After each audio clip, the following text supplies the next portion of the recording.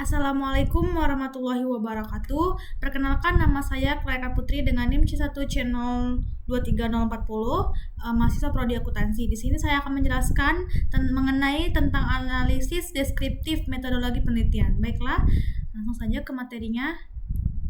Nah, pengertian penelitian deskriptif. Menurut Nasir, penelitian deskriptif adalah penelitian yang berusaha menggambarkan suatu kejadian atau peristiwa yang terjadi secara langsung dan nyata, realistik, dan aktual. Tujuan penelitian deskriptif adalah untuk membuat pernyataan, deskripsi secara sistematis, akurat, dan berdasarkan fakta, serta hubungan antara fenomena yang diteliti. Di sini ada ciri-ciri penelitian deskriptif. Yang pertama, mendeskripsikan variabel penelitian. Yang kedua, terdapat hubungan sebab akibat. Yang ketiga, hasil penelitian disajikan sesuai data. Yang keempat, data telah dari periode tertentu. Dan yang terakhir, wilayah penelitian lebih fleksibel.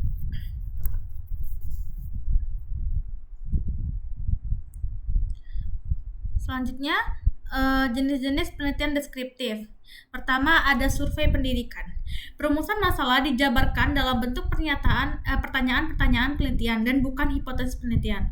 Nah, survei pendidikan ini dilakukan terhadap sekelompok subjek atau objek penelitian dalam jumlah yang relatif besar, dalam waktu yang bersamaan. Sensus, kemudian data yang dikumpulkan relatif terbatas. Kemudian tujuannya untuk memperoleh penjelasan tentang kondisi dan praktek penyelenggaraan pendidikan sebagaimana adanya berdasarkan pernyataan yang dihadapi, termasuk perumusan kebijakan pendidikan dan bukan untuk pengembangan ilmu pendidikan. Kemudian ada studi kasus, penelaahan secara intensif terhadap seseorang atau sekelompok individu yang dipandang mengalami kasus tertentu. Analisisnya mendalam, berarti mengungkap semua variabel yang menyebabkan terjadinya kasus tersebut dari berbagai aspek yang mempengaruhi kasus. Nah, teknik pengumpulan studi kasus ini sangat komprehensif. Observasi, bisa secara observasi, wawancara, analisis dokumenter, dan atau tes terhadap sampel penelitian yang bersifat purposif yang mengisyaratkan pada penelitian kualitatif. Kemudian ada studi perkembangan, yaitu mempelajari karakteristik individu atau seseorang dan bagaimana karakteristik itu berubah dalam pertumbuhannya dalam kurun waktu tertentu. Misalnya perkembangan kognitif, emosi, sosial, bahasa, dan kepribadian individu. Selanjutnya ada studi tidak lanjut, yaitu penelitian yang diarahkan untuk menindaklanjuti hasil penelitian sebelumnya yang dilakukan sebagai umpan balik, mempelajari perkembangan dan perubahan subjek setelah subjek diberi perlakuan tertentu dalam kurun waktu tertentu sampai selesai. Nah, subjek terlebih dahulu mendapat perlakuan khusus sampai selesai, kemudian dilanjutkan bagaimana pengaruhnya terhadap perkembangan subjek. Kemudian ada studi kecenderungan, yaitu studi ini bersifat prediktif, yaitu meramalkan keadaan masa depan berdasarkan keadaan sekarang, gejala yang ada pada masa lalu dan saat sekarang, yang merupakan perpaduan antara metode sejarah, dokumenter, dan survei untuk memperkirakan kemungkinan munculnya suatu gejala berdasarkan gejala lain yang sudah muncul dan diketahui sebelumnya. Studi kecenderungan ini menggunakan pendekatan longitudinal.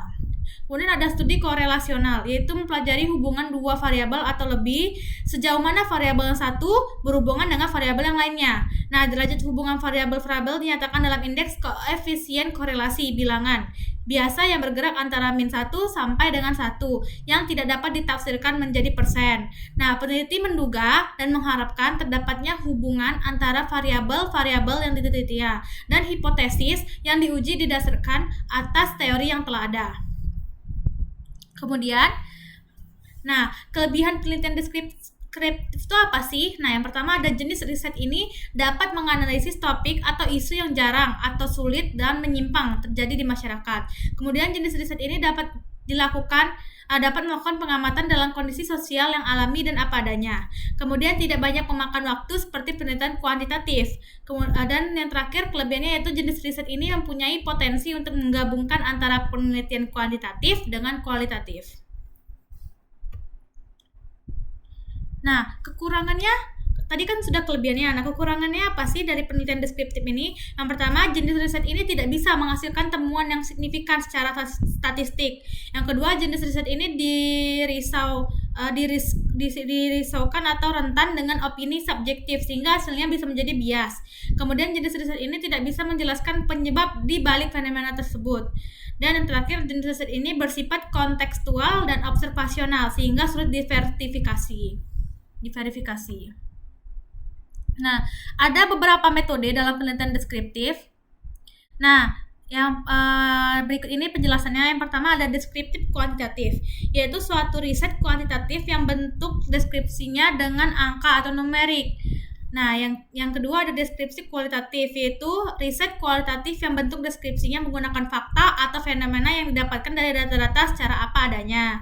Kemudian ada deskriptif verifikatif, yaitu mendeskripsikan suatu permasalahan secara aktual, sistematik, dan akurat mengenai temuan fakta-fakta di lapangan.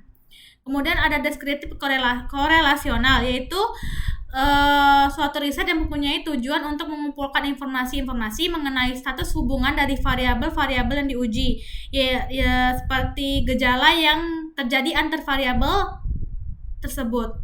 Kemudian ada deskriptif analitik, yaitu metode deskriptif yang berfungsi untuk mendapatkan data-data secara mendalam.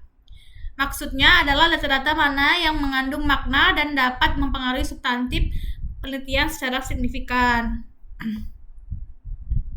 Nah, dari penjabaran materi saya tadi, saya menarik kesimpulan, yaitu dalam pendidikan, penelitian deskriptif lebih berfungsi untuk pemecahan praktis daripada pengembangan ilmu pengetahuan.